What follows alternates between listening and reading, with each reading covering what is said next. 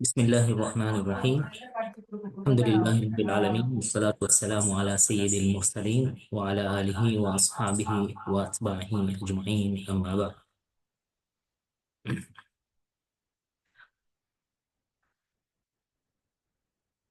இன்றைய நாளில் எங்களோட வெபினாருக்கு சமூகம் தந்திருக்கக்கூடிய அனைவரையும் வரவேற்கிறதோட நேரடியாக நாங்கள் எங்களுடைய வெபினாருக்கு போவோம். இன்றைய நாள் எங்களுடைய தலைப்பு வசியா. அரபு மொழியில வசியத்துன்னு சொல்லக்கூடிய இந்த தலைப்பு சாதாரணமாக நாம் இலங்கையில வாழக்கூடிய முஸ்லிம்கள் இந்த வார்த்தையையே, அதாவது இந்த அரபு பதத்தை, அரபு வசியா என்றக்கூடிய இந்த வார்த்தையையே நாங்க எங்களுடைய வழக்கத்திலையும் பாவிக்கிற வழக்கம் எங்களுக்கு இருக்குது. எனவே இதனுடைய அர்த்தம் பொதுவாக எல்லாருக்கும் தெரிஞ்சது. இதனுடைய அர்த்தம் அதோட இதனுடைய இஸ்லாம் இதை பற்றி என்ன கூறுகிறது, என்ன சொல்கிறது, இது நடைமுறையில எங்களுக்கு எப்படி இது சாத்தியப்படுத்தலாம், இதனுடைய வரைவிலக்கணங்கள் என்ன. நாங்க இலங்கையில ஸ்ரீலங்கால முஸ்லிம்களாக வாழக்கூடிய நாங்க எங்களிடத்துல இந்த தலைப்பை பற்றி உண்டான என்ன தவறான கருத்துக்கள் எங்களிடத்துல இருக்குது, நடைமுறையில் என்ன தவறுகள் எங்களால் நடைபெறுது, அதை எவ்வாறு சீர் செய்து இஸ்லாமிய ஷரியாத்துக்கு உட்பட்ட விதத்துல இந்த வசியத்தை நாம நிலைநாட்டலாம் என்றதை பற்றி உண்டான இன்ஷா அல்லாஹ் ஒரு விரிவான ஒரு பார்வை இன்று நாம இந்த வெபினாரின் ஊடாக இன்ஷா அல்லாஹ் ஆய்வு செய்யலாம். அந்த அடிப்படையில ஆரம்பமாக விளங்க வேண்டிய ஒரு விஷயமும், நாங்க இதுக்கு முன்னால் ஒரு வெபினார்ல மிக விரிவாக சொல்லிக்கக்கூடிய ஒரு விஷயமும் தான், ஒரு மனிதர் இந்த உலகத்தை விட்டு பிரியும் பொழுது, அதாவது ஒரு மனிதர் மௌத்தாகின நேரத்துல அந்த ஜனாசாவுடைய கடமைகள் எத்தனை இருக்கிறது என்று நாங்கள் சாதாரணமாக ஒரு கேள்வி ஒன்று யாரிடத்துல கேட்டாலும் எல்லோரும் சொல்லுவாங்க, 4 கடமைகள் இருக்கிறது. அந்த ஜனாசா குளிப்பாட்டப்பட வேணும், கஃனிடப்பட வேணும், ஜனாசா தொழுவிக்கப்பட வேணும், அந்த ஜனாசா அடக்கம் செய்யப்பட வேண்டும் என்று சாதாரணமாக எல்லோரும் பாடசாலை ஸ்கூலுக்கு போகக்கூடிய பிள்ளைகள் அனைவரும் கூட விளங்கி இருப்பார்கள். ஆனாலும் உண்மையிலேயே இந்த நாம சொன்ன இந்த எல்லோரும் தெரிஞ்சிருக்கக்கூடிய இந்த 4 கடமைகளும் அந்த மௌத்தாகின நபருடைய உடம்பு, நான் ஜனாசான்னு பேர் சொல்றோம், அதுக்கு தான் ஒரு மனிதர் மௌத்தாகின அந்த மனிதருடைய அந்த உடம்புக்கு செய்ய வேண்டிய கடமைகள் தான் அந்த 4. அந்த மரணித்த மனிதருடைய சொத்து செல்வங்கள் என்று வரும் பொழுது அவர் உலகத்துல சம்பாதிச்சு அவருக்கு சொந்தமாக இருந்து இப்ப மௌத்தாகக்கூடிய சந்தர்ப்பத்துல அவருக்கு என்னென்ன சொத்துக்கள் அவரிடத்துல இருக்குதோ இவைகளுக்கு செய்ய வேண்டிய இன்னும் 4 கடமைகள் இருக்குது. இந்த 4 கடமைகள் இருக்கிறது என்றது ஒரு பக்கம் இருக்க, அதிகமானவர்களுக்கு இதை பற்றி உண்டான தெளிவின்மை இருக்கிறது. அந்த அடிப்படையில உதாரணமாக நான் இன்று மௌத்தாகினால் என்னுடைய உடம்புக்கு ஜனாசாவுக்கு செய்ய வேண்டிய கடமைகள் போக என்னுடைய சொத்து செல்வங்கள், நான் இந்த உலகத்துல விட்டுட்டு போகக்கூடிய பெருமதி உள்ள அனைத்து விடயங்கள், அது வீடாக, காணியாக, வாகனமாக, அல்லது காசாக, பணமாக, சேவிங்ஸாக எதுவாக இருக்கலாம், இவைகளுக்கு செய்ய வேண்டிய இன்னும் 4 கடமைகள் இருக்குது. அந்த 4 கடமைகள்ல முதலாவது, நான் மௌத்தாகினால் என்னுடைய ஜனாசாவுடைய செலவு. ஒரு மனிதர் மௌத்தாகினால் அவருடைய ஜனாசாவுக்கு சில செலவுகள் இருக்கலாம், இல்லாமல் இருக்கலாம். உதாரணமாக ஜனாசாவை குளிப்பாற்றத்துக்கு குடும்பத்துல யாரும் முன்வராவிட்டால் சில நேரங்கள் அதுக்கு ஒரு அழைக்க வேண்டி வரும், அவருக்குரிய ஒரு ஒரு பெருமானம் அவருக்கு கொடுக்க வேண்டி வரும், அவருக்கு ஒரு ஃபீஸ் ஒன்று கொடுக்க வேண்டி வரலாம், இல்லாமல் இருக்கலாம். கஃன் என்று வரும் பொழுது கஃனுடைய துணியாக இருக்கலாம், அல்லது ஜனாசா அடக்கம் செய்வதற்கான இடமாக இருக்கலாம், அல்லது ஜனாசாவை கொண்டு போவதற்கான வாகனத்துக்குரிய சில நேரம் செலவுகளாய், இப்படி செலவுகள் இருக்கலாம், பல செலவுகள் வரலாம். ஹாஸ்பிட்டல் சார்ஜஸ் உட்பட, ஒருவர் ஹாஸ்பிட்டல்ல வஃபாத் ஆகினால் அவருடைய அந்த செலவுகள், இப்படி இந்த செலவுகள் இருக்கலாம், இல்லாம இருக்கலாம். ஒருவர் மௌத் ஆகினால் அவருடைய சொத்திலிருந்து முதலாவது செலவழிக்க வேண்டிய செலவு அவருடைய ஜனாசாவுக்கான செலவுகள். அந்த செலவுகள் போக இன்னும் அவரிடத்துல சொத்து செல்வங்கள் மிகிதமாக இருந்தால் அவருடைய கடன்கள் கொடுக்கப்பட வேண்டும். உயிரோடு இருக்கும் பொழுதும் அவர் அந்த கடனை கொடுக்கத்தான் வேணும். எனவே அவர் மௌத்தாகினாலும் அவருடைய சொத்திலிருந்து அந்த கடன் கொடுக்கப்பட வேணும். எனவே இதை பற்றி நிறைய நாங்கள் ஹதீஸ்களை கேட்டிருக்கிறோம். எந்த ஒரு ஷஹீதானவருக்கு கூட அவருடைய எல்லா பாவங்களும் மன்னிக்கப்படும், கடன் மன்னிக்கப்பட மாட்டாது என்ற விஷயத்தை நாங்கள் கேட்டிருக்கிறோம். எனவே கடன்கள் என்று வரும் பொழுது ரெண்டு விதமான கடன்கள் இருக்குது. ஒன்று மனிதர்களுக்கு கொடுக்க வேண்டிய கடன், அது சாதாரணமாக எங்களுக்கு தெரிஞ்சது. இன்னொன்று அல்லாவுக்கு கொடுக்க வேண்டிய கடன். அல்லாவுக்கு கொடுக்க வேண்டிய கடன் என்றால் என்ன? உதாரணமாக ஒருவர் இன்று மௌத்தாகிறார், இன்றைய நாள் தான் அவருக்கு ஜகாத் கடமையாகுது. அவருடைய அந்த ஒரு வருஷம் பூர்த்தியாகி இன்று ஜகாத் கடமையான நாள்ல அந்த ஜகாத்தை கொடுக்கறதுக்கு முன்னால வஃபாத் ஆகிட்டார் என்று வைத்துக்கொண்டார் உதாரணமா. அப்ப இவருடைய மௌத்தாகினால் இவருடைய சொத்துல இருந்து முதலாவதாக அந்த ஜனாசாவுடைய செலவுகள் போக அந்த ஜகாத்தை கொடுக்கப்பட வேண்டும். ஏன்னா ஜகாத் அந்த ஜகாத்தாக கொடுக்கப்பட வேண்டியது அது இவருக்கு சொந்தமானதே அல்ல, இவருடைய குழந்தைகள் மனைவி மக்களுக்கு சொந்தமானது அல்ல. அது ஜகாத்தாக அந்த குறிப்பிட்டவர்களுக்கு கொடுக்கப்பட வேண்டிய சொத்துகள், செல்வங்கள். எனவே அல்லாவுக்கு கொடுக்க வேண்டிய கடன் ஷாஃபி மதுஹப் பிரகாரம் முதலாவதாக ஜனாதா செலவுகள் போக முதலாவது அல்லாவுக்கு கொடுக்க வேண்டிய கடன்கள் தான் கொடுக்கப்படுது. ஜகாத் கொடுக்காமல் இருந்தால் இதுக்கு முன்னால கஃபாராக்கள், ஃபிதியாக்கள் போன்ற தண்டப்பணங்கள் கொடுக்க வேண்டியிருந்தால் அவைகளை கொடுக்கப்பட வேணும். அதற்கு பின்னால மனிதர்களுக்கு ஏதாவது கடன் கொடுக்க இருந்தால் அந்த கடன்கள் கொடுக்கப்பட வேணும். அவைகளுக்கு பின்னால் இந்த இந்த இந்த கொடுக்க வேண்டிய விஷயங்கள், இந்த செலவுகள் கொடுத்ததன் பின்னாலையும் இன்னமும் அவருடைய சொத்து இன்னும் பேலன்ஸ் இருந்தால் அவர் உயிரோடு இருக்கும் பொழுது ஏதாவது வசியத் செய்திருந்தால் அந்த வசியத் நிறைவேற்றப்படும். இதை பற்றி உண்டான விரிவான பாடத்தை தான் நாங்கள் இன்று இந்த 3வது தலைப்பை தான் நாங்கள் விரிவாக பார்க்க போறோம். அந்த வசியத் முழு சொத்தையும் வசியத் செய்ய இயலாது. அதை பற்றி உண்டான தெளிவுகளை பின்னால சொல்லுவோம். நாங்கள் உங்களுக்கு தந்திருக்கிறோம் வசியா அப் டு 1/3 என்று சொல்லி அவருடைய இந்த மிகிதமான உள்ள சொத்து முழு சொத்தையும் கணக்கு பார்த்து ஆக கூடினால் அதிலே 3இல் ஒரு பகுதி, அதாவது முழு சொத்தையும் கணக்கு பார்த்து 3ஆக பிரிச்சு அதுல ஒரு பகுதியோ அல்லது அதை விட குறைவான பகுதிக்குள்ளால வசியத் செய்திருந்தால் அந்த வசியத்தை நிறைவேற்றப்படும்.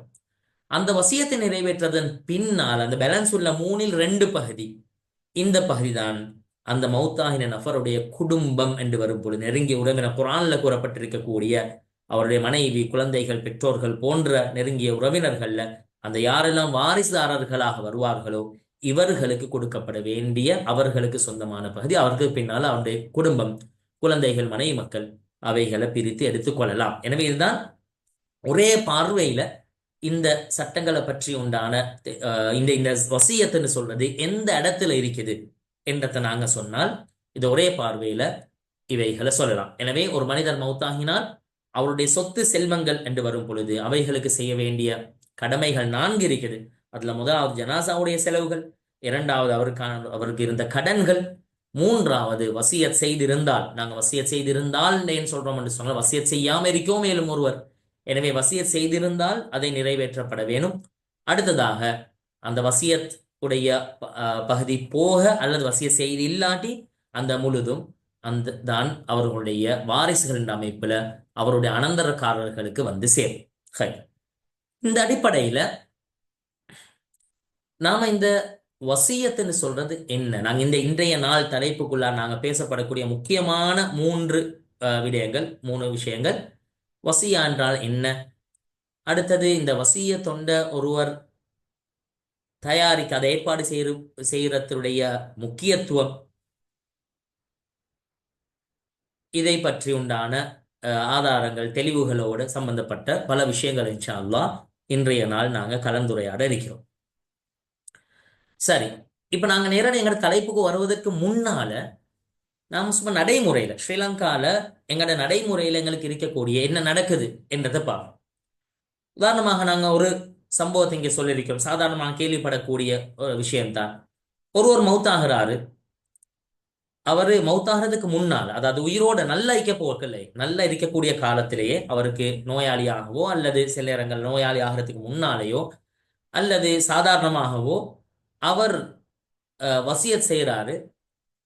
நாங்க இருக்கக்கூடிய அந்த வீடு, வாசல், சொத்து, செல்வங்கள் எல்லாம் இதெல்லாம் நான் மௌத்தாகினத்துக்கு பின்னால ஏந்த மனைவி உயிரோட இருக்கும் காலம் எல்லாம் அவ இருக்கும் வரைக்கும் இதெல்லாம் அவருக்கு சொந்தம், வைஃபுக்கு சொந்தம். வைஃப் ஒரு நாள்ல மௌத்தாகினால் அதற்கு பின்னால இவைகளை என குழந்தைகளுக்கு இன்ன விதத்துல பிரிச்சு கொடுங்க என்று அவரு சொல்றத நான் கேட்டிருக்கேன். இப்படி சில விஷயங்கள் சில இடங்கள்ல நடக்குது.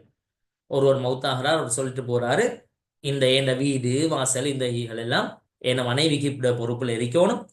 மனைவிக்கு போறோம் அவருடைய வஃபாத்துக்கு பின்னால இவைகள் குழந்தைகளுக்கு இவங்க எடுத்துக்கொள்ளலாம் என்று சொல்லலாம். இப்படி ஒரு சம்பவம், இப்படி ஒரு சில விஷயங்கள் நடக்கிறத நாங்க பார்க்கிறோம். சரி, இது சரியா பிழையா என்றதை பற்றி உண்டான தெளிவு இன்ஷா அல்லாஹ் உங்களுக்கு இன்றைய நாள் இந்த அமர்வுல உங்களுக்கு கிடைக்கும். இரண்டாவது, நாங்க பார்க்கிறோம் உயிரோடு இருக்கும் பொழுதே ஒருவர் தன்னுடைய சொத்துக்களை பிரிக்கிறார். எப்படி பிரிக்கிறார்னு சொன்னா, உயிரோடு இருக்க போக்கலவே சம்பூர்ணமாக அவருடைய சொத்துக்கள் எல்லாத்தையும் பிரிச்சு கொடுத்துடுறார். உயிரோடு இருக்க போகலவே ஒன்றும் அவர் மௌத்துக்கு முன்னாலேயே எல்லா சொத்துக்களையும் அவர் பிரிச்சு கொடுத்துடுறார். இப்படியும் ஒரு சில இடங்கள்ல நடக்குது. மூன்றாவது ஒண்ணு நடக்குது.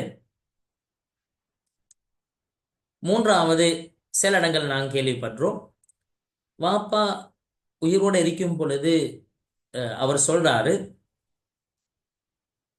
உதாரணமாக அவர்கிட்ட ஒரு வியாபாரம், ஒரு கடை ஒன்று இருக்குது, வீடு ஒன்று இருக்குது, காணி ஒன்று இருக்குது, அல்லது வேற காசு பணங்கள் இருக்குது. இவர் உயிரோடு இருக்க போகலே சொல்றாரு, நான் இந்த வியாபாரம் செய்யக்கூடிய பிசினஸ் செய்யக்கூடிய இந்த கடை இது என் வஃபாத்துக்கு பின்னால், அதாவது நான் உயிரோடு இருக்க வரைக்கும் இதே ஏண்ட மௌத்துக்கு பொறவு, எனக்கு பொறவு சொல்லுவாங்க, என கண்ணுக்கு பொறவு அப்படின்னு சொல்லுவாங்க. பின்னால இந்த கடை மூத்த மகனுக்கு சொந்தம், நாங்க இந்த வாழக்கூடிய வீடு இது என்ன கடைசி பிள்ளைக்கு கொடுங்க, அல்லது மகளுக்கு கொடுங்க, அல்லது இந்த இந்த இடத்துல இருக்கக்கூடிய காணி இது இந்த மகளுக்குரியது, இந்த மகனுக்குரியது அப்படின்னு உயிரோடு ஈக்கும் பொழுதே அவருடைய ஈக்கக்கூடிய சொத்துக்களை சொல்றார், பிரிச்சு கொடுத்துடல அவங்களோட கையில. அதாவது உயிரோடு ஈக்கும் பொழுதே ஒருத்தர் இதுகளை பிரிச்சு அந்த டீடுகளை எழுதி பிள்ளைகளுக்கு கொடுக்கிறாரா? அப்படி இல்லை. அவர் என்ன சொல்றாரு, நான் உயிரோடு இருக்கும் வரைக்கும் இதை ஏண்ட மௌத்துக்கு பிறகு, என் வஃபாத்துக்கு பிறகு இந்த கடையை இன்னாருக்கு கொடுங்க, வீடை இன்னாருக்கு கொடுங்க, இந்த காணியை இன்னாருக்கு கொடுங்க என்று அவர் ஒரு முறையில இப்படி பிரிங்க என்று சொல்லிட்டு மௌத்தாகிறார். இப்ப இந்த மூன்று வித்தியாசமான சம்பவங்கள் இதுபடியான பல விஷயங்கள் கொஞ்சம் முன்பின் இருக்கக்கூடிய மாதிரி பல விஷயங்கள் இன்றைக்கு சமுதாயத்துல நடக்குது, நிறைய நான் கேள்விப்படுறோம். இப்ப இதெல்லாம் ஷரியத்துக்கு உட்பட்டதா? ஷரியத்துல இப்படி ஒருத்தர் வசிய செய்திருந்தால் கட்டாயம் இந்த வசியத்தை நிறைவேற்றப்படணுமா? இது இஸ்லாத்துல கூடுமா அல்லது கூடாதா? அல்லது இது சரியான முறையில் எப்படி நாங்க செஞ்சு கொள்றது? இதை பற்றி உண்டான இன்ஷா அல்லாஹ் தெளிவான விளக்கம் இன்றைய நாளுடைய அமர்வுல உங்களுக்கு கிடைக்கும் என்று நாங்க நம்புறோம். அந்த அடிப்படையில முதலாவதாக இந்த வசியத்துன்னு சொன்னா என்ன? வசியத்துன்னு நாங்க சொல்றது, இந்த அரபு வார்த்தையில வசியா என்ற இந்த வார்த்தையுடைய அர்த்தம் நாங்க எங்களோட புழக்கத்துல வசியத்துன்னு சொல்றது, ஒரு மனிதர் தன்னுடைய வாழ்நாள், அதாவது உயிரோடு இருக்கும் பொழுது தன்னுடைய சொத்துக்கள்ல ஒரு பகுதியை ஏண்ட மௌத்துக்கு பின்னால இது இன்னாருக்கு கொடுக்கப்பட வேண்டும் என்று எழுதி வைக்கிறது தான் வசியத் என்று சொல்றது. நல்ல விஷயங்களை கவனிங்க. ஒருத்தர் அவருக்கு சொந்தமான சொத்துக்கள்ல ஒரு பகுதியை தன்னுடைய வஃபாத்துக்கு போறோம், ஏன்னா மௌத்துக்கு பிறகு இன்னாருக்கு கொடுங்க, அல்லது இன்ன நிறுவனத்துக்கு கொடுங்க, இந்த மஸ்ஜிதுக்கு கொடுங்க, இந்த மதரசாவுக்கு கொடுங்க என்று உதாரணமாக நான் சொல்றேன், எழுதி வச்சிட்டு மௌத்தாகிறது தான் நாங்க வசியத் என்று சொல்றோம். எனவே இதுல யார் இந்த சொத்தை எழுதுறாரு? அவர் உயிரோடு இருக்கும் பொழுது, மௌத்தாகிறதுக்கு முன்னா உயிரோடு இருக்கும் பொழுது எழுதுறாரு. ரெண்டாவது, முழு சொத்தையும் அல்ல ஒரு பகுதி எழுதுறாரு. மூன்றாவது, யாருக்கு கொடுக்கப்பட வேண்டும் என்று எழுதுறார். இதை பற்றி இஸ்லாம் எங்களுக்கு என்ன சொல்லுது?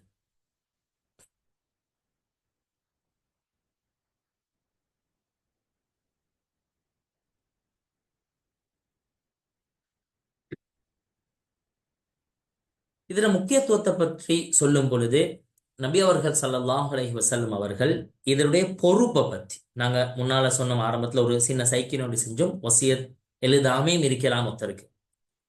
ஆனா வசியத் எழுத வேண்டிய ஒருவர், யார் எழுத வேண்டியவர் என்று நாங்க பின்னால சொல்லுவோம். எழுத வேண்டிய ஒருவர் ஸல்லல்லாஹு அலைஹி வஸல்லம் அவங்க சொல்றாங்க, மா ஹக்கும் ரிஇன் முஸ்லிமின் லஹு ஷைஉன் யூசி ஃபீஹி.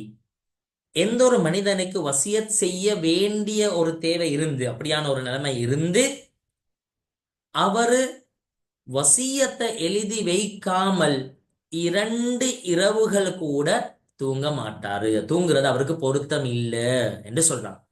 ஏனென்றா ஒரு முஸ்லிமை பொறுத்த வரையில, ஒரு முஃமினை பொறுத்த வரையில எந்நேரமும் அவர் வஃபாத்துக்கு மௌத்துக்கு தயாரானவராக இருப்பார். ஒரு முஃமின் ஆழமாக நம்பக்கூடிய விஷயம் தான், எந்த நேரத்திலும் அவருக்கு மௌத்து வரலாம்.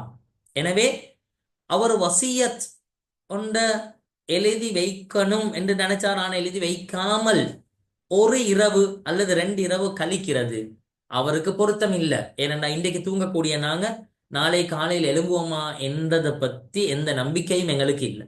எனவே யாருக்கு வசியத் செய்ய வேண்டியவராக, அப்படியான பொறுப்புள்ளவராக யார் இருக்கிறாரோ, அவர் ஒரு வசியத்தார் தன்னுடைய வசியத்தை எழுதி வைக்காமல் 2 இரவுகள் கூட, அதாவது 3வது நாள் அவர் காணக்கூடாது.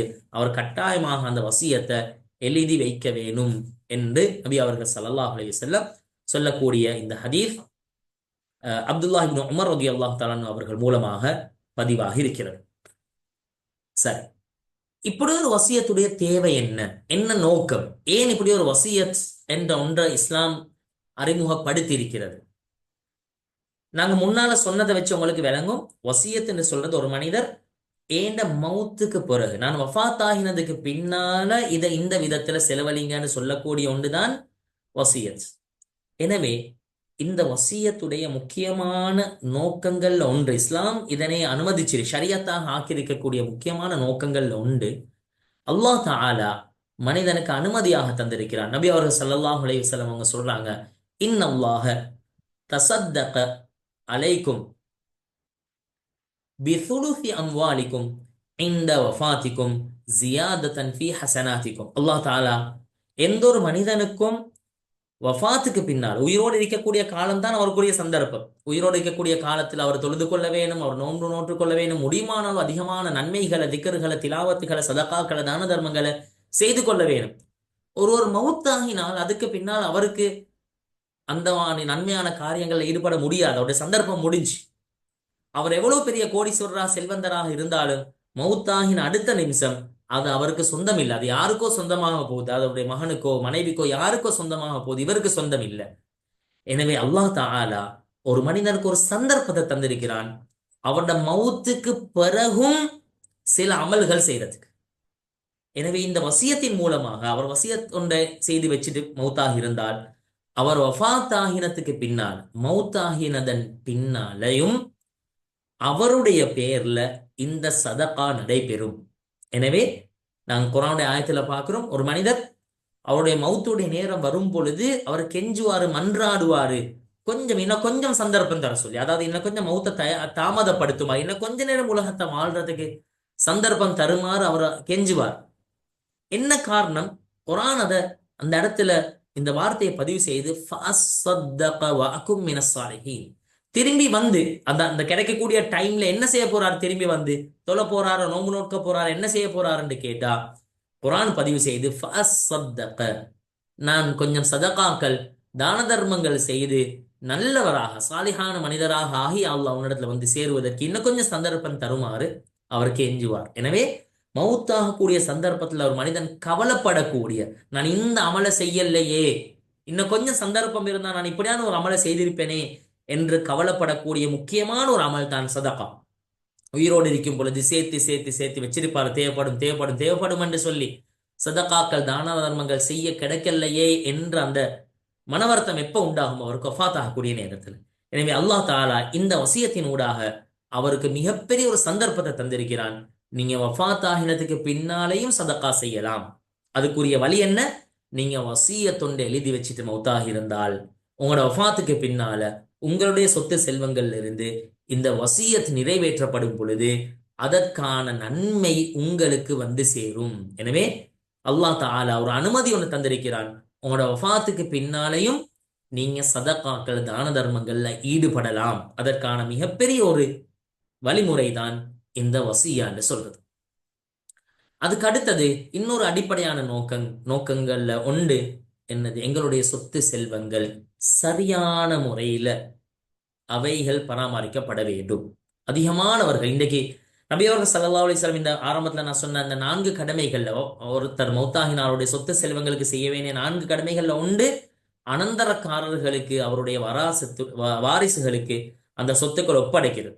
ஸல்லல்லாஹு அலைஹி வஸல்லம் உயிரோடு இருக்கும் பொழுதே சொன்னாங்க, ஒரு காலம் வரும் நானும் மௌத்தாகிடுவன், இந்த இல்மும் மௌத்தாகிடும். அதாவது இதை பற்றி உண்டான அறிவும் இல்லாம போய்த்திடும், மௌத்தாகிடும். ஸல்லல்லாஹு அலைஹி வஸல்லம் அவர்களும் உயிரோடு இருக்க மாட்டான், அவருடைய ரூஹையும் அல்லாஹ் கைப்பற்றிடுவான், இந்த இல்மையும் அல்லாஹ் கைப்பற்றிடுவான். அதற்கு பின்னால் இந்த சொத்து செல்வங்களை அல்லாஹ் தஆலாவுடைய கட்டளைப்படி சரியான முறையில பிரிக்கிறது எப்படி என்ற தெரிஞ்ச ஒருத்தர் கூட இந்த உலகத்துல இருக்க மாட்டாங்க என்று என்ற கருத்தை ஸல்லல்லாஹு அலைஹி வஸல்லம் சொல்லி இருக்கிறாங்க. எனவே இன்று அதிகமான இடங்கள், அதிகமான குடும்பங்கள்ல பிளவுகள் ஏற்பட்டு இருக்குது. குடும்பங்கள்ல நான தம்பி தாத்தா தங்கச்சி சாட்சி பெரியம்மா பெரியப்பா பேசிக்கொள்றது இல்லை, பேசுறதில்ல. என்ன காரணம்? சொத்து செல்வங்கள்ல ஏற்பட்ட மனமுருகல்கள். சில நேரங்கள்ல மகாகெதரன்னு சொல்லி எல்லோரும் ஒரு இடத்துல இருந்திருப்பாங்க, ஆனா காலப்போக்கில் அந்த சொத்துக்கள் பிரிக்கப்படாதனால பின்னால பிரச்சனைகள் வர வாய்ப்பு இருக்குது. எனவே இஸ்லாமிய அழகாக இவைகளுக்கான வழிமுறைகள் எங்களுக்கு தந்திருக்குது. இதை எப்படி நீங்க செய்து கொள்ள வேண்டும், இந்த வசியத் என்று சொல்றது இதுல ஒரு பகுதி. ஒருவர் வஃபாத் ஆகிறதுக்கு பின்னால அவருடைய சொத்து செல்வங்கள் யாருக்கு எவ்வாறு என்ன முறையில கொடுக்கப்பட வேணும் என்றதுக்கான ஒரு வழிகள்ல உண்டுதான் இந்த வசியத்துன்னு சொல்லுது. எனவே இது சரியான முறையில் நாங்க தெரிஞ்சு இந்த அடிப்படையில் நடந்து கொள்றதுல எங்களுடைய சொத்து செல்வங்கள் பாதுகாக்கப்படும். அவைகள் உரிய முறையில ஷரியத் அனுமதிச்ச முறையில அல்லாஹ் தஆலாவுடைய விருப்பத்துக்கு ஏற்ப விதத்துல பிரிக்கிறதுக்குரியான சந்தர்ப்பம் கிடைக்கும். வரலாற்றுல இந்த சட்டம் எப்படி உருவாகி இருக்குது, இஸ்லாத்துக்கு முன்னால மக்கள் எப்படி இதை நடைமுறைப்படுத்தி கொண்டிருந்தாங்க, இஸ்லாம் வந்ததுக்கு பின்னால் இது எப்படி நடைமுறையாகிச்சு, ஒரு வரலாற்று சுருக்கமாக ஒரு பார்வையில இதனுடைய வரலாறு எடுத்துக்கொண்டா, ஜாஹிலியா காலத்துல ஒருவர் முழு சொத்தையுமே வசியத் செய்யக்கூடியவராக இருந்தார். அதாவது உதாரணமாக வச்சுக்கொள்ளுங்க, இன்றைக்கும் சில நேரங்கள்ல நடக்குது. சில சந்தர்ப்பங்கள்ல வாப்பாக்கும் பிள்ளைகளுக்கும் இடையில மனக்கசப்பு, வாப்பாக்கு விருப்பம் இல்லை பிள்ளைகள் எல்லோருக்குமோ அல்லது பிள்ளைகள்ல யாராவது ஒருத்தருக்கோ என்னுடைய சொத்துக்கள் போகப்படாது, ஏதோ உயிரோடு இருக்கும் பொழுது ஏற்பட்ட மனக்கசப்புகளுக்காக அவர் என்ன சொல்றாரு, நான் வஃபாத் ஆகினா என் சொத்துக்கள் என் பிள்ளைக்கோ மனைவிக்கோ போகப்படாது என்றதுக்காக வேண்டி என்ன செய்யறாரு, அவர் தன்னுடைய முழு சொத்தையும் வசியத் செய்துட்டு போறார். முழு சொத்தையும் இன்ன நபருக்கு வேறொருத்தருக்கு, சொந்தமே இல்லாத ஒருத்தருக்கு கொடுங்க. இன்றைக்கு நடக்கலாம் எப்படி, என்ன முழு சொத்தையும் இந்த அநாதை இல்லத்துக்கு கொடுங்க, என்ன முழு சொத்தையும் இந்த பாடசாலைக்கு ஸ்கூலுக்கு கொடுங்க, மதரசாக்கு கொடுங்க என்று கொடுக்க, இந்த மாதிரியான ஜாஹிலியா காலத்துல சில நேரங்கள்ல தன்னுடைய குடும்பத்துக்கு போகக்கூடாது என்றதுக்காக முழு சொத்தையும் வசியத் செய்யக்கூடியவங்களாக சில நேரங்கள்ல இருந்தாங்க, தண்டிப்பட்ட கோபதாபங்களுக்கா. ஆனால் இஸ்லாம் வந்ததுக்கு பின்னால் இந்த நடைமுறை முழுமையாக தடை செய்தது. ஒருவர் ஏண்ட வஃபாத்துக்கு பிறகு ஏன முழு சொத்தை இப்படி இப்படி இப்படி பிரிங்க என்று சொன்னால் அது இஸ்லாத்தில் ஏற்றுக்கொள்ளப்பட மாட்டாது. குர்ஆன் இதை மிக தெளிவாக அழகாக இந்த சட்டத்தை பதிவு செய்திருக்கிறது. சூரா பக்ராவுடைய 180வது ஆயத்துல, குதிப அலைக்கும் இதா ஹதர அஹதகுமுல் மௌத் இன் தரக கைரன். இந்த தஃப்சீர்ல மிக அழகான ஒரு கருத்தை குர்ஆன் பதிவு செய்திருக்கிறது.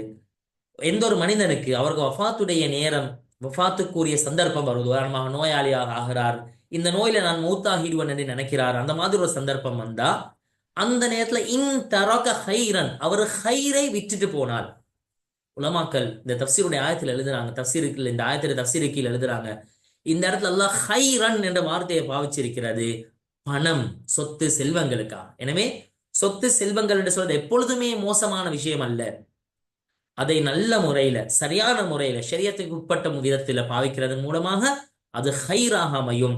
எனவே எந்த ஒரு மனிதர் ஹைரை விட்டுட்டு போறாரோ, சொத்து செல்வங்களை விட்டுட்டு போறாரோ, அந்த சொத்து செல்வங்கள் அவர் வசியத் செய்யலாம், தன்னுடைய பெற்றோர்களுக்கு உறவினர்களுக்கு நல்ல முறையில வசியத் செய்யலாம் என்று சொல்லி இந்த ஆயத் அந்த வசியத்துடைய சட்டத்தை ஷரியத்தாக மாத்துறது.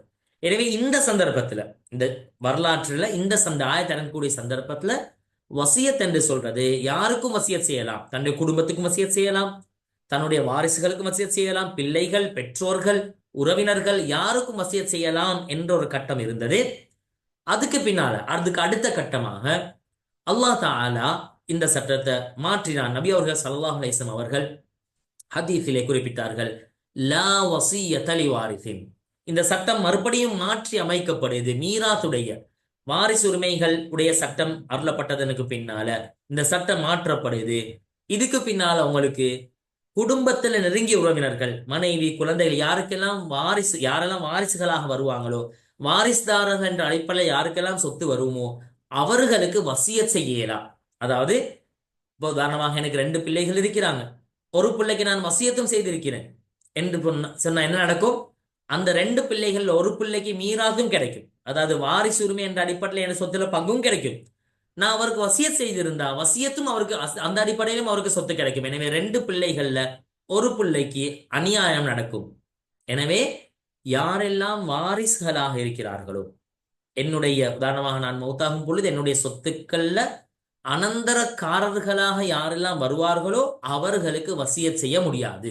எனவே என்ன வசியத் யாருக்கு இருக்கணும்னு கேட்டா, என்னுடைய வாரிசுதாரர்களாக வராத என்னுடைய மனைவி, என்னுடைய உம்மா பாப்பா, பெற்றோர்கள், என்னுடைய பிள்ளைகள், என்னுடைய நெருங்கிய சகோதர அவர்கள் வாரிசுகளாக இருந்தால் இவர்கள் அல்லாத ஒரு உறவினருக்கு, தூரமான ஒரு உறவினருக்கோ அல்லது உறவினரே இல்லாத ஒருவர், என்னுடைய நண்பர் ஒருத்தருக்கோ அல்லது எனக்கு தெரிஞ்ச ஒருவருக்கோ யாருக்கோ அல்லது முன்பின் அறியாத ஒருத்தருக்கோ அல்லது ஒரு நிறுவனத்துக்கோ என்ன செய்யலாம்? வசியத் செய்யலாம் என்று இந்த சட்டம் மாற்றப்படுது. எனவே இந்த ஜாஹிலியா காலத்துல ஒரு விதமாக இருந்தது, இஸ்லாம் வந்ததன் பின்னால வசியத் செய்யறதை அகமாக்கியது. அதுக்கு பின்னால் இந்த சட்டம் மாற்றி அமைக்கப்படுது. வசியத் இன்னாருக்கு வசியத் செய்ய இயலாது, மற்ற எல்லாருக்கும் வசியத் செய்யலாம். வாரிசுகளுக்கு யாரெல்லாம் அனந்தரக்காரர்களா வருவாங்களோ இவங்களுக்கு வசியத் செய்ய இயலாம், மற்ற எல்லோருக்கும் வசியத் செய்யலாம். எனவே நீங்க முன்னால நான் சொன்ன இந்த சம்பவத்தை கொஞ்சம் இதோட மேட்ச் பண்ணி பாருங்க. இப்ப நான் சொல்லக்கூடிய விஷயத்தோட சேர்த்து பாருங்க. என்னுடைய மனைவி குழந்தைகளுக்கு என்ற சொத்துல இன்னத்தை வசியத் செய்ய நான் சொல்லியிருந்தா அது கூடுமா கூடாதா என்றதை நீங்க இதன் மூலமாக சேர்த்து பார்க்கலாம். ஹை, அப்ப இஸ்லாம் இந்த சட்டத்தை மாற்றி அமைக்குது. முதலாவது சட்டத்தை மாற்றி அமைத்தது யாருக்கும் முழு சொத்தையும் வசியத் செய்ய இயலாது. இரண்டாவது, வாரிசுதாரர்களாக யாரு வருவாங்களோ அவங்களுக்கும் வசியத் செய்ய இயலாது.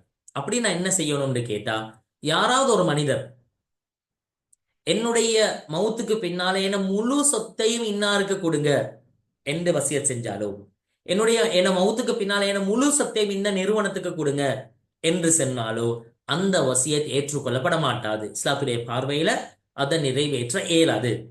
உதாரணமாக என்னுடைய ஒருவர் மௌத்தாகிறாரு, அவர் பார்க்கிறாரு ஏண்ட சொத்துக்கள் ஏண்ட மனைவி குழந்தைகளுக்கு போகக்கூடாது, எனவே வசியத் செய்யறாரு, சட்டமாக எழுதுறாரு, ஒரு லாயர் மூலமாக பதிவு செய்யறாரு, ஏண்ட மௌத்துக்கு பின்னால் இதை எல்லாத்தையும் என் முழு சொத்தையும் இன்னாருக்கு இன்ன நிறுவனத்துக்கு கொடுத்துருங்க, என் குடும்பத்துக்கு வானம் என்று சொல்லி. இப்படி இஸ்லாத்துடைய பார்வையில செய்ய இயலுமா? செய்ய இயலாது, கூடாது. அதுக்கு ஆதாரம் என்ன?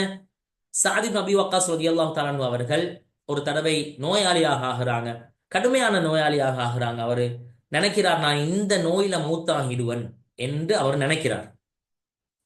அந்த நேரத்துல நபி அவர்கள் ஸல்லல்லாஹு அலைஹி வஸல்லம் அவர்கள் நோய் விசாரிக்க வராங்க. அந்த நேரத்துல அவர் சஅத் ரலியல்லாஹு தஆலா அவர்கள் ஸல்லல்லாஹு அலைஹி வஸல்லம் இடத்துல அனுமதி கேட்கிறாங்க, யா ரசூலல்லாஹ், என்னுடைய சொத்துல என்னுடைய முழு சொத்தையும் நான் சதகா செய்தட்டுமா, வசிய செய்தட்டுமா? ஸல்லல்லாஹு அலைஹி வஸல்லம் சொல்றாங்க, வேணாம், அப்படி செய்ய வேணாம், அனுமதி மறுக்கிறான், அனுமதி கொடுக்கல. ரெண்டாவது கேட்கிறாங்க, என்னுடைய சொத்துல 2/3 பகுதி, பெரிய ஒரு பகுதி, அரவாசியை விட ஒரு பெரிய பகுதி, 2/3 2/3 இதை நான் வசியத் செய்யட்டுமா? ஸல்லல்லாஹு அலைஹி வஸல்லம் சொல்றாங்க, வேணாம். அதுக்கு பிறகு குறைச்சு அவர் முழு சொத்துலையும் ஒரு பாதியை வசியத் செய்யட்டுமா? அப்படி குறைச்சு வந்து கடைசியில அவர் அனுமதி கேட்கிறார், யா ரசூலல்லாஹ், என்னுடைய சொத்துல 1/3 பகுதி, அதாவது 1/3, 1/3 பகுதியை துணின் எகக் வசியத் செய்யட்டுமா என்று கேட்ட நேரத்துல ஸல்லல்லாஹு அலைஹி வஸல்லம் அவங்க சொல்றாங்க, அனுமதி கொடுக்கிறாங்க, நாம் அஸ்ஸுலுஸ் வஸ்ஸுலுசு கஸீர், 3/1 நீங்க வசியத் செய்யலாம், அதுவும் அதிகம்தான், அதுவும் அதிகம்தான். எனவே இந்த ஹதீஸின் மூலமாக எங்களுக்கு விளங்குது, ஒருத்தர் வசியத் செய்யறதாக இருந்தால், தான் உயிரோடு இருக்கும் பொழுது என்னுடைய வஃபாத்துக்கு பின்னால என்னுடைய சொத்துக்களை இன்னாருக்கு இப்படி கொடுங்க என்று சொல்லி வசியத் செய்யறதாக இருந்தால், மேக்சிமம் எவ்வளவு வசியத் செய்யலாம், ஆக கூட எவ்வளவு வசியத் செய்யலாம் என்று கேட்டால், முழு சொத்தையும் கணக்கு பார்த்து அதுல மூன்றில் ஒரு பகுதி ஆக கூடினார், அல்லது அதை விட குறைவான பகுதி, 4 ஒன்று, 5 ஒன்று, 10 ஒன்று, இப்படி குறைவான ஒரு பகுதியை வசியத் செய்யலாம். முழு சொத்தையுமோ சொத்துல பாதியையோ அல்லது 3/2 பகுதியையோ என்ன செய்ய வசியத் செய்ய இயலாது. எனவே இந்த அடிப்படையில சொல்லப்பட்ட இந்த விஷயங்கள் அனுமைப்பள்ளியில் எங்களுக்கு ஒரு சுருக்கமாக ஒரே பார்வையில பார்க்கலாம். வசியத் செய்யறதுக்குரிய நிபந்தனைகள்ல ஒன்று, முதலாவது cannot harm legal heirs. என்ன செய்யலாம், சட்டப்பூர்வமாக அந்த மௌத்தாகக்கூடிய மனிதருடைய வாரிசுகளாக யாரெல்லாம் வருவாங்களோ, அதாவது மீராசுக்கு உரிமையானவர்களாக இவருடைய வாரிஸ்காரர்களாக யாரெல்லாம் வருவாங்களோ அவர்களுக்கு இந்த வசியத்தின் மூலமாக எந்த தீங்கும் ஏற்படக்கூடாது. அப்படின்னு அர்த்தம் என்ன, அவங்களோட பங்கு குறையிற அளவுக்கு வசியத் செய்யலாம். அவருக்கு அறவே பங்கு கிடைக்காமலோ, முழு சொத்தை வசியத் செஞ்சா வாரிசுகளுக்கு ஒன்றும் கிடைக்காது, அல்லது சொத்துல பாதியையோ 3/2 அதிகமான பாதி வசியத் செய்ய இயலாது. அதுல அப்ப ஆக கூடினா மேக்சிமம் எவ்வளவு வசியத் செய்யலாம், 1/3 பகுதி தான் வசியத் செய்யலாம். ரெண்டாவது, இந்த வசியத்தை கட்டாயமாக என்னோட சொத்துல இந்த இன்ன பகுதியை இன்னாருக்கு கொடுக்க ஒரு வசியத் செய்யணுமா என்று கேட்டால் கட்டாயம் இல்லை. இது ஒரு சுன்னத்தான காரியம். இந்த இதுல உங்களுக்கு ஒரு ஒரு சொல்யூஷன் ஒன்றும் எடுக்கலாம். எங்களுக்கு தெரியும், குழந்தைகள் வளர்த்தெடுப்பது, குழந்தை இன்றைக்கு நிறைய இடங்கள்ல நடக்குது, குழந்தைகளை வளர்க்க எடுத்திருக்கிறாங்க.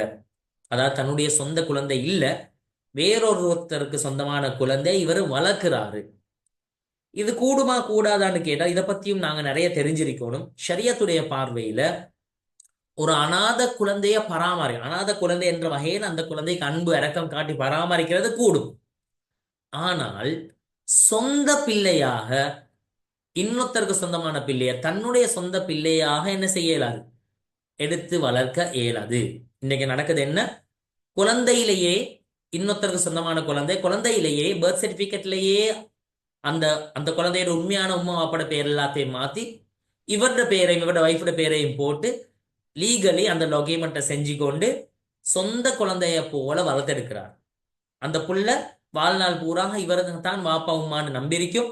குடும்பத்துல எல்லோருக்கும் இந்த குழந்தை இவங்களோட சொந்த குழந்தையாக நம்ப வைக்கப்படுகிறது. இது இஸ்லாத்துல கூடாது.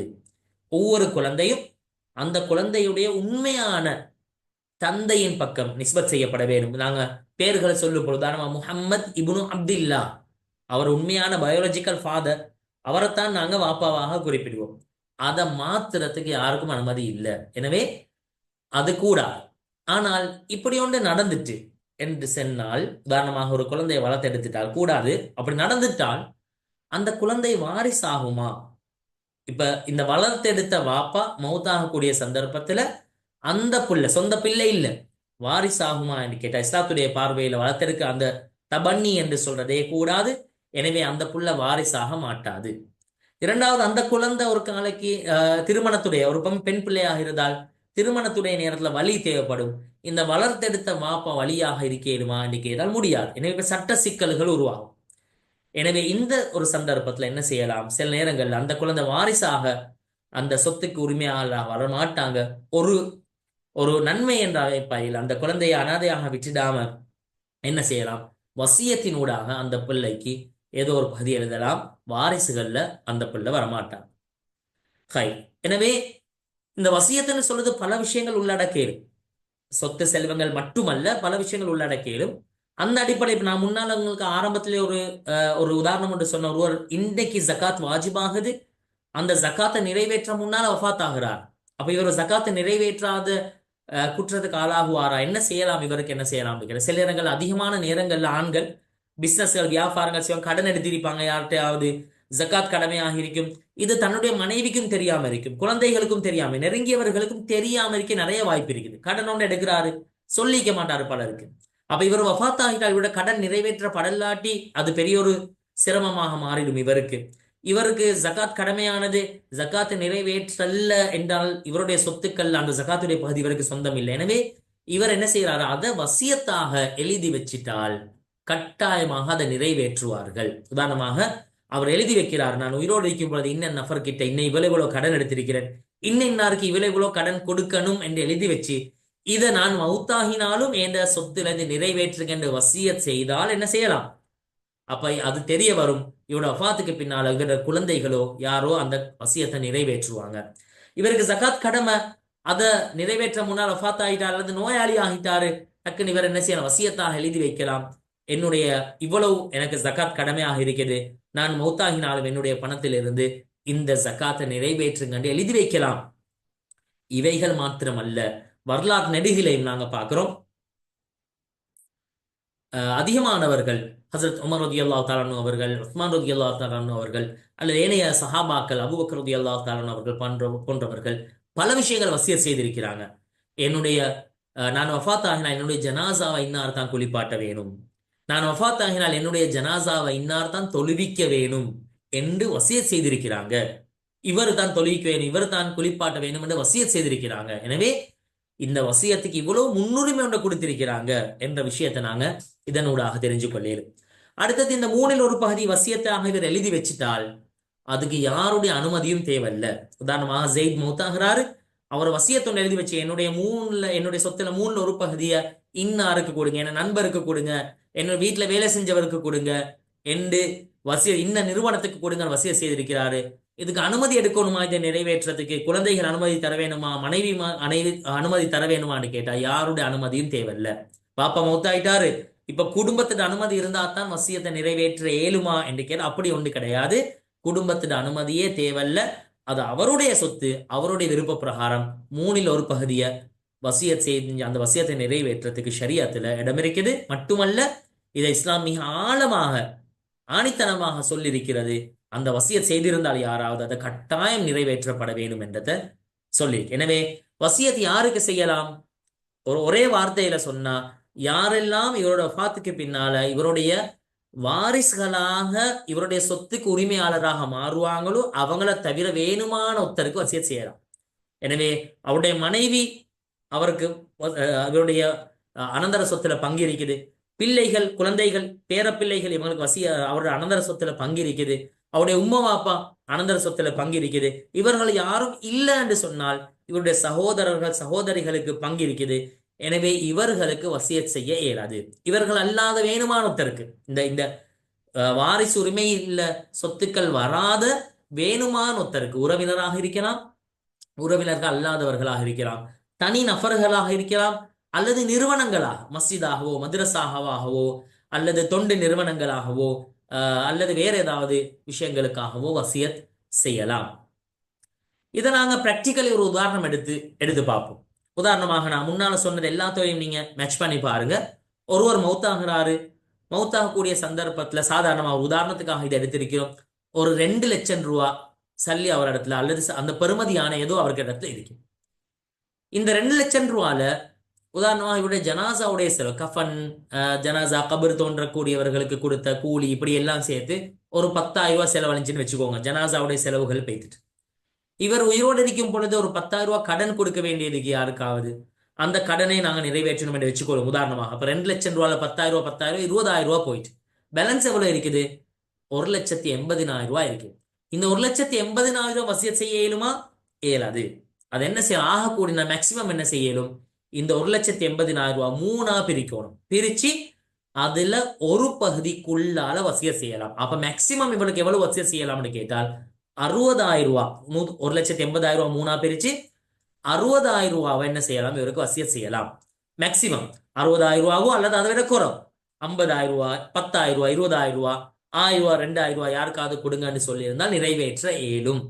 60,000 ரூபாய்க்கு கூட 1 லட்சம் ரூபாவோ 1,50,000 லட்சம் ரூபாவோ 1,80,000 முழு சொத்தையுமே யாருக்கு வசியத் செய்திருந்தால் அந்த 3ல் 1 விட அதிகமான பகுதியில யாருக்கு வசியத் செஞ்சிருக்கிறதோ அதை நிறைவேற்றப்பட மாட்டாது ஷரியத்துடைய பார்வையில. அப்ப அந்த 60,000 1,80,000 ரூபாய் 3ல் 1 60,000 ரூபாய் நாங்க வசியத்தாக நிறைவேற்றிட்டோம் என்று சொன்னால் பேலன்ஸ் உள்ள 1,20,000 ரூபாவை கட்டாயம் அவருடைய வாரிசுகள், அவருடைய குடும்பத்தை நெருங்கிய உறவினர்கள் குர்ஆன்ல குறிப்பிட்டு இருக்கக்கூடிய அந்த வாரிசு உரிமையாளர்களுக்கு அவைகளை குர்ஆன் சொல்ற பிரகாரம் பிரிக்கப்பட வேணும். அதையும் யாருக்கும் தான் நினைச்ச மாதிரி, அல்லது கணவன் மௌத்தாயிட்டாரு, உம்மா சொல்றா மகன் நீங்க இதை வச்சுக்கொள்ளுங்க, மகள் இதை நீங்க வச்சுக்கொள்ளுங்க என்று உம்மக்கு பிரிக்கலுமா? ஏலாது. அல்லாஹ் தால இந்த சொத்துக்களை பிரிக்கிற உரிமைய ரசூலுல்லாஹ் ஸல்லல்லாஹு அலைஹி வஸல்லம் அவர்களுக்கே கொடுக்கல என்று உலமாக்கள் எழுதுறாங்க. ஸல்லல்லாஹு அலைஹி வஸல்லம் அவர்களுக்கு கூட அந்த அனுமதியை கொடுக்கல. எந்த ஒரு நபிக்கும் எந்த ஒரு மலக்குக்கும் கூட அல்லாஹ் சொத்துக்களை பிரிக்கிற உரிமையை கொடுக்கல. எனவே பாப்பா மௌத்தாயிட்டாரு, உம்மா வந்து சொல்லலாம் இதை இப்படி பிரிங்க இப்படி பிரிங்க, இதை நீங்க வச்சுக்கோங்க அவங்க வச்சுக்கோங்கன்னு சொல்லலாம். அல்லது பாப்பா மௌத்தாயிட்டாரு, குடும்பத்துல மூத்த நானா வந்து சொல்லாரு இதெல்லாம் எனக்கு இது உங்களுக்குன்னு நானா பிரிக்கிறார், பிரிக்கலுமா? ஏலாது. இத குர்ஆன் சொல்ற பிரகாரம் தான் பிரிக்கப்பட வேணும். எனவே இந்த அடிப்படையில ஒருவர் மௌத்தாகினதுக்கு பின்னாடி ஜனாசா செலவுகள் கடன்கள் போக பேலன்ஸ் உள்ள முழு சொத்திலை 1/3 பகுதி, மேக்சிமம் 1 பகுதி அல்லது அதை விட குறைவான பகுதிக்குள்ளால ஒருத்தருக்கு வசியத் செய்யலாம். சரி, இந்த வசியத்துள்ளுக்கு நான் முன்னால சொன்ன மாதிரி வெறுமனே சொத்து செல்வங்களை பத்தி உண்டான விஷயங்கள் மட்டுமல்ல. ஜனாசாவையா என்னுடைய ஜனாசாவை யாரு தொழுவிக்க வேணும், யாரு என்ற ஜனாசாவை குளிப்பாட்ட வேணும், அப்படி ஒருத்தர் வசிய எங்களுக்கு ஒரு நம்பிக்கையான மிக நெருக்கமான ஒருத்தர் வசிய செய்யலாம். ஒரு கணவன் ஒருத்தர் மௌத்தாகிறாரு, அவர் தன்னுடைய நெருக்கமான ஒருத்தருக்கோ இவர் தான் என்னோட ஜனாசா குளிப்பாட்ட வேணும், ஒரு நல்ல ஒரு மனிதர் குடும்பத்துல மூத்த ஒரு மனிதர் இவர் தான் என்ன ஜனாசாவை தொழுவிக்க வேணும் என்று சொல்லியோ, அல்லது சில நேரங்கள்ல சில பேர் வசிய செய்வாங்க, என்ன இந்த இடத்துல அடக்கம் செய்யுங்க, இந்த மையவாடியில் அடக்கம் செய்யுங்க போன்ற மாதிரி விஷயங்கள். அல்லது நான் அவர் மௌத்தாகக்கூடிய இடத்துல அவருடைய குழந்தைகள் சின்ன பிள்ளைகளா இருக்கிறாங்க, அந்த சின்ன பிள்ளைகளுக்கு அப்ப யாராவது வலி ஒருத்தர் கார்டியன் ஒருத்தர் வேணும், பொறுப்பாளர் ஒருத்தர் வேணும். இவர் வசியத் செய்யலாம், என்னுடைய வஃபாத்துக்கு பின்னால் என் குழந்தைகளுடைய விஷயத்தை இவருக்கு தான் பொறுப்பு, என்னுடைய தம்பிக்கோ சொந்தமோ சொந்தம் இல்லாத ஒருத்தருக்கோ. இந்த மாதிரி விஷயங்கள் வசியத்துக்குள்ள உள்ளடக்கலாம். இதுல சுருக்கமான ஒரு பார்வையில நாங்க வக்குஃப் என்று சொல்றோம். எங்களுக்கு எல்லாருக்கும் தெரியும் இஸ்லாத்துடைய ஒரு அடிப்படையான சட்டங்கள்ல ஒன்று வக்குஃப் என்று சொல்றது. வக்குஃபுக்கும் வசியத்துக்கும் எல்லாம் வித்தியாசம் இருக்குது. நாங்க சொன்ன மாதிரி வசியத் என்று சொல்றது மௌத்துக்கு பின்னால தான், வஃபாத்துக்கு பின்னால பிரிக்கிறது தான் வசியத். வக்குஃப் என்ன செய்யலாம், மௌத்தாகணும்னு நிபந்தனை இல்லை. நான் இன்றைக்கு உயிரோடு இருக்கிற இன்றைக்கே என்ன செய்யலாம், எனக்கு ஏதாவது ஒரு என்னுடைய சொத்துக்கள்ல காசையோ பணத்தையோ காணியோ பூமியோ வக்குஃப் செய்யலாம். அடுத்தது வசியத் என்று வரும் பொழுது 3/1 தான் வசியத் செய்யலும். ஆனா வக்குஃப் என்ன செய்யறது, அளவு ஒன்று இல்லை, என்னுடைய முழு சொத்தையும் கூட நான் வக்குஃப் செய்யலாம். உயிரோடு இருக்கும் பொழுதே என்ன செய்யலாம், என்னுடைய எல்லா சொத்துக்களையும் நான் இந்த நிறுவனத்துக்கு வக்குஃப் செய்யறேன் என்று சொல்லலாமா? சொல்லலாம், நிறைவேறும். அடுத்தது வசியத் என்று சொல்றது அனந்தரக்காரர்களுக்கு, என்னுடைய நெருங்கிய உறவினர்கள் யாரும் அனந்தரக்காரர்கள் அவங்களுக்கு வசியத் செய்ய இயலாது. ஆனா வக்குஃப்னு வரும் பொழுது ஒரு சொத்தை வக்குஃப் செஞ்சுட்டு இதை என்ற குடும்பத்தும் இதன் மூலமா பயன்பெறுவாங்க, இவங்கள் எல்லாம் பயன்பெறுவாங்கன்னு வக்குஃப் செய்திருந்தால் குடும்பம் அல்லாதவர்கள் யாருக்கு ஒரு வக்குஃப் செய்கிறாரோ அந்த வக்குஃபை நிறைவேற்ற இயலும். என இப்படியான வித்தியாசங்கள் வக்குஃபுக்கும் வசியத்துக்கும் இடையில இருக்குது. இது ரெண்டும் தெளிவான சட்ட திட்டங்கள் வித்தியாசமாக இருக்குது. நாங்க இதுகளை குழப்பிக் கொள்ளக்கூடாது. நாட்டுடைய சட்டத்திலையும் வக்குஃப் சம்பந்தமான ஏராளமான சட்டங்கள், வக்குஃப் போர்டுன்னு எங்களுக்கு இருக்குது, அது சட்டங்கள் இருக்குது. வசியத் சம்பந்தமான விஷயங்கள் அதுக்கும் இடையில வித்தியாசங்கள் இருக்குது. இந்த விஷயம் ஏன் நடக்குது இல்லை, நடைமுறை நாங்க பார்க்கிறோம் நிறைய இடங்கள் இதை பத்தி தெரியாம இருக்கிறோம். ஏன் நடக்குது இல்லை? முதலாவது காரணம், இதை பற்றி உண்டான அறிவு பெரும்பாலான மக்களுக்கு இருக்கிறது இல்லை. அதனாலதான் முழு சொத்தையும் வசியத் செய்யறாங்க. அல்லது உயிரோடு இருக்க புகழே சொல்றாரு, வாப்பா நீங்க மகன் இதை வச்சுக்கொள்ளுங்க, மகன் இதை வச்சுக்கொள்ளுங்க. அல்லது வாப்பா மௌத்தானதுக்கு அப்புறம் உம்மா சொல்றா, அவ வந்து சொத்தை பிரிக்கிறா, நீங்க இதை வச்சுக்கோ. ஏன் நடக்குதுண்டா, லேக் ஆஃப் அவேர்னஸ், இதை பத்தி உண்டான அறிவு இல்லை. ரெண்டாவது ஒரு காரணம் என்னண்டா, வசிய செய்யணும், இவருக்கு கடமைகள் இருக்குது, ஆனா சரி பொறவு செய்வோம் நாளைக்கு எழுதுவோம் நாளாண்டைக்கு எழுதுவோம் என்று பிற்போடுறாரு, அப்படியே வஃபாத் ஆகிட்டால் எழுத கிடைக்குது இல்லை.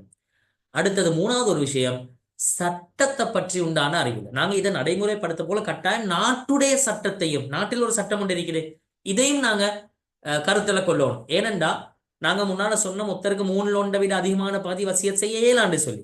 ஆனால் ஒருத்தர் லீகலி அவர் ஒரு லாயர் மூலமாக என்னுடைய முழு சொத்தையுமோ அல்லது 3/1 அதிகமான பகுதியோ இன்ன முறையில பாவிக்கப்பட வேணும் என்று வசியத் செஞ்சு இருந்து எழுதி வச்சுட்டு மௌத்தாகினால், இது நாளைக்கு பிரச்சனையானால், அப்ப வசியத்தை நிறைவேற்றதா, குடும்பம் பிரச்சனை பண்றாங்க, இல்ல எங்களுக்கு உரிய சொத்து என்று பிரச்சனைப்பட்டா, இது கோர்ட்டுக்கு போனால், அதாவது ஸ்ரீலங்காவுடைய இந்த லீகல் இன்ஸ்டிடியூஷன் ஒன்றுக்கு போனால், கோர்ட்டுக்கு இது வழக்காக போனால், இந்த இடத்துல அவர் வசிய லாயர் மூலமாக எதை ஒரு எழுதி வச்சிருக்கிறாரோ அதுதான் நிறைவேற்றப்படும்.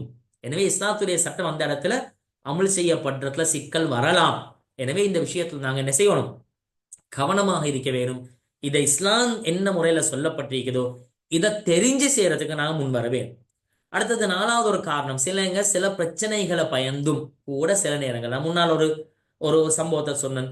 பிள்ளைகள் பிள்ளைகள்ல ஒருத்தரோ அல்லது பிள்ளைகளுக்கு பல பிள்ளைகளோ இவர்களோட சில நேரங்கள்ல ஒருத்தருக்கு பிரச்சனை ஒன்று இருக்கு, வாப்பாக்கு பிரச்சனை இருக்குது, உமாக்கு பிரச்சனை இருக்குது, நடக்கலாம் தானே மனிதர்கள் என்ற வகையில அப்படி உயிரோடு இருக்கும் பொழுதே சில இஸ்லாத்துல கூடாது.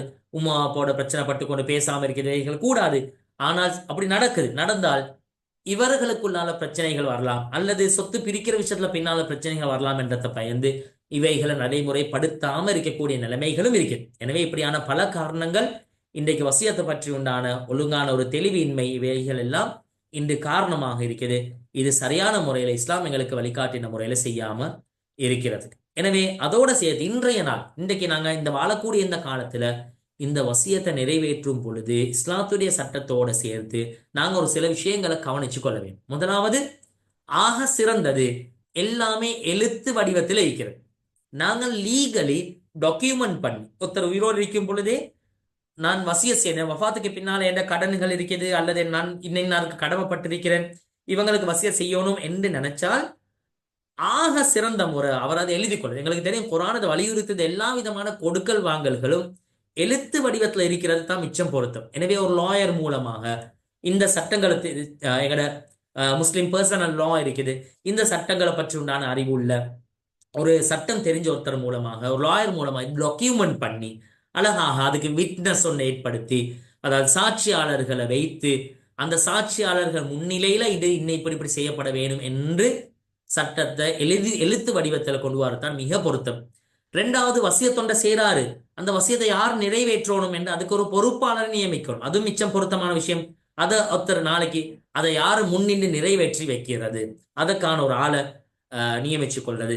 அதே மாதிரி இந்த இஸ்லாத்துடைய வசியத்துடைய ஷரியா சட்டத்தையும் நாட்டுடைய சட்ட பிரகாரம் இந்த ரெண்டையும் ஒன்று சேர்த்து பார்த்து எதை எப்படி செஞ்சு கொள்ள வேணும் என்று லீகல் அட்வைஸ் உண்டு எடுத்து அந்த முறையில் செஞ்சு கொள்றது மிச்ச நல்ல.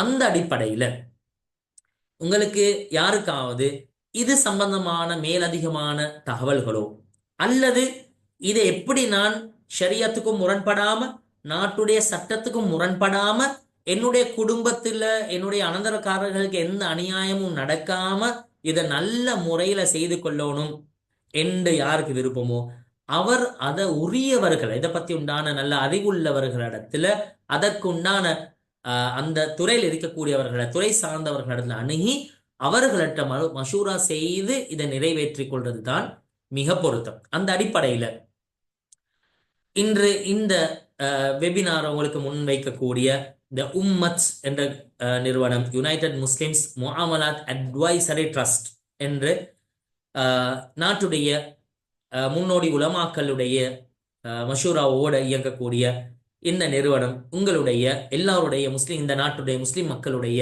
கொடுக்கல் வாங்கல் சம்பந்தமான, அது வியாபாரமாக இருக்கலாம் அல்லது வேற ஏதாவது வியாபாரம் சம்பந்தப்பட்டதோ கொடுக்கல் வாங்கல் சம்பந்தப்பட்டதோ அல்லது இந்த முன்னால நாங்க சொன்ன இந்த வசியத்துடைய விஷயம் சம்பந்தப்பட்டதாகவோ அல்லது மீராஸ் வாரிசு உரிமைகள் சொத்துக்களை ஒருத்தருடைய வஃபாத்துக்கு பின்னால சில நேரங்கள் நாங்க பார்க்கிறோம் நடைமுறையில 2-3 ஜெனரேஷன் பிந்திட்டு இன்னும் சொத்துக்களை பிரிக்கல. 1980s ஒருத்தர் வஃபாத்தாகினாரு, அவருடைய சொத்துக்கள் பிரிக்கப்படல. 90s அவருடைய பிள்ளைகள் ஒருத்தர் மௌத்தாகினாரு, இன்னும் சொத்துக்கள் பிரிக்கப்படல.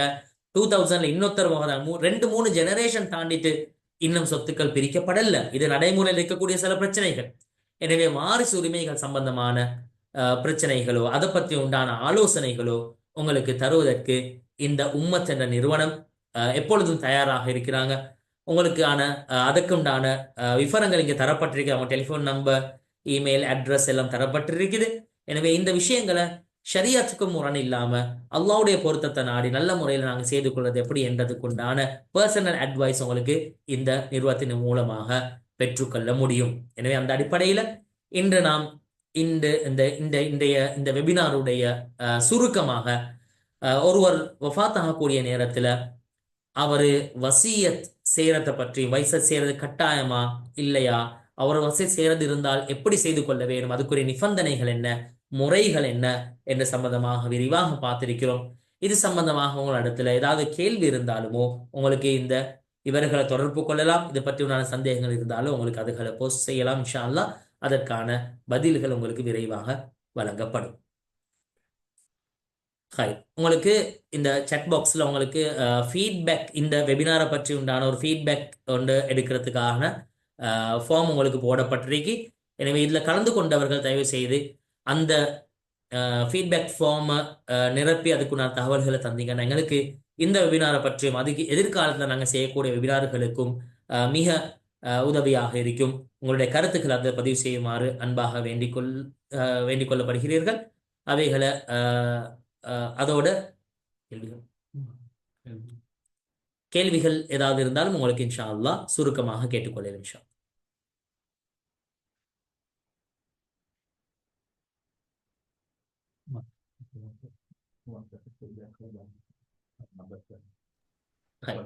உங்களுக்கு அப்பாயின்மெண்ட்ஸ் தேவைன்னு சொன்னாலோ அல்லது உங்களுக்கு ஏதாவது அட்வைஸ் தேவைன்னு சொன்னாலோ இந்த ஸ்கிரீன்ல போடப்பட்டிருக்கக்கூடிய இந்த நம்பருக்கு உங்களுக்கு வசியத், அதாவது வாட்ஸ்அப் மெசேஜ் ஒன்று கூட இன்ஷா அல்லாஹ் உங்களுக்கு போடலாம். அதன் மூலமாகவும் உங்களுக்கு இது பற்றி உண்டான தெளிவுகளை இன்ஷா அல்லாஹ் பெற்றுக்கொள்ள முடியும். அப்பாயின்மெண்ட்களையும் உங்களுக்கு எடுத்துக்கொள்ளேன்.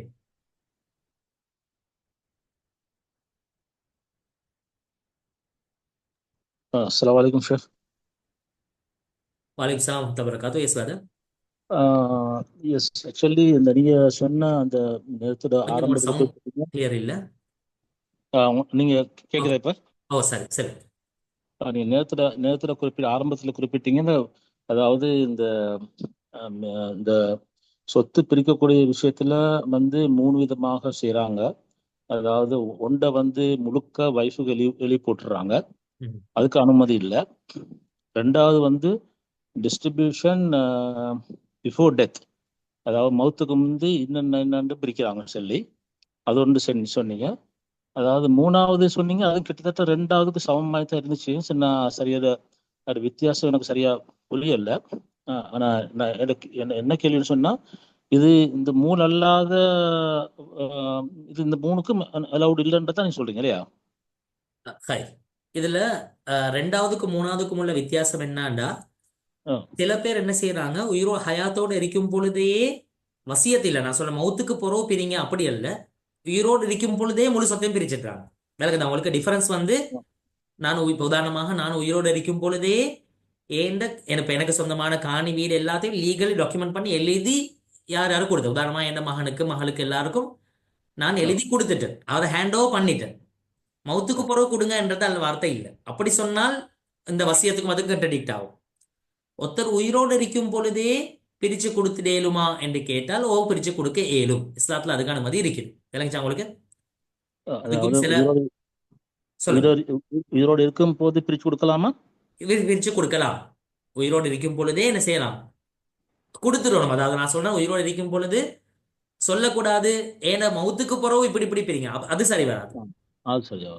நான் உயிரோடு இருக்கும் பொழுதே பிரிச்சு, உதாரணமாக என்கிட்ட 2 ஊடி இருக்குது, ஒரு ஊட நான் வந்து என்ன மனைவிக்கு கொடுத்துட்டேன், கலாஸ் முடிஞ்சு எழுதி கொடுத்துட்டேன், லீகலி டாக்குமெண்ட் எல்லாம் மாத்தியாச்சு, டீட் எழுதியே கொடுத்துட்டேன், அல்லது என்ன மகனுக்கு கொடுத்துட்டேன்.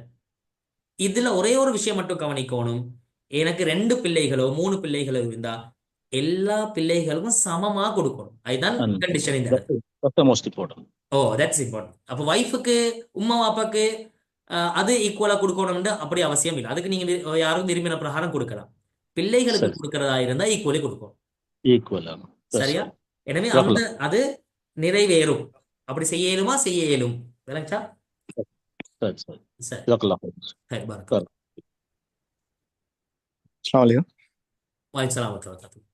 சொல்லுங்க அப்துல்லா.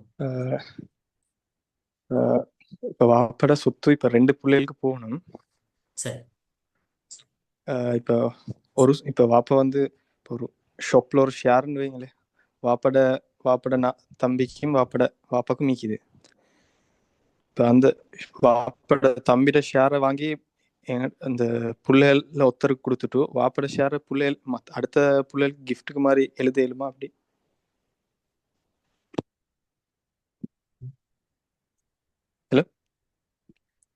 கொஞ்சம் மறுபடியும் சுருக்கமா சொல்றீங்களா எனக்கு அந்த கேள்வி?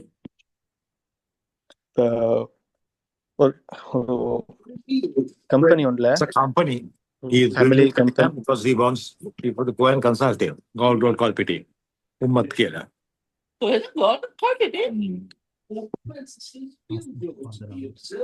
நீங்க பிரதர், நீங்க இந்த தந்தைக்கு நம்பருக்கு கால் பண்ணி அதை கொஞ்சம் பேசுறீங்களா இன்ஷா அல்லாஹ்? ஓகே. ஓகே. உங்களோட கேள்வி வந்து இந்த வசியத்தோட சம்பந்தம் இல்லை, நீங்க பொதுவா வாரிசு உரிமை எல்லாம் சேர்த்து கேட்குறீங்க போல விளங்குது எங்களுக்கு. கொஞ்சம் இந்த நம்பருக்கு நீங்க இன்ஷா அல்லாஹ் கால் எடுங்க, இல்லாட்டி மெசேஜ் போடுங்க வாட்ஸ்அப்ல. ஹாய் இன்ஷா அல்லாஹ். நாங்க அப்ப இன்ஷா அல்லாஹ் அந்த இடத்துல முடிச்சுக்கொள்வோம். கலந்து கொண்ட எல்லோருக்கும் உம்மத் நிறுவனம் சார்பாக நாங்கள் உங்களுக்கு இன்ஷா அல்லாஹ் நன்றிகளை தெரிவித்துக் கொள்றோம். ஜஸாக்குமுல்லாஹ் ஹைரா. இன்ஷா அல்லாஹ் இன் ஃபியூச்சர் எதிர்காலத்திலே நாங்கள் இந்த மாதிரியான பல ப்ரோக்ராம்கள் செய்வோம் இன்ஷா அல்லாஹ். உங்கள் அனைவருடைய சப்போர்ட்டும் எங்களுக்கு தேவை. ஜஸாக்குமுல்லாஹ் ஹைரா. சுப்ஹானல்லாஹி பிஹம்திஹி சுப்ஹானக்கல்லாஹு வபிஹம்திக் அஷ்ஹது அல்லா இலாஹ இல்லா அன்த அஸ்தக்ஃபிருக வ அத்தூபு இலைக்.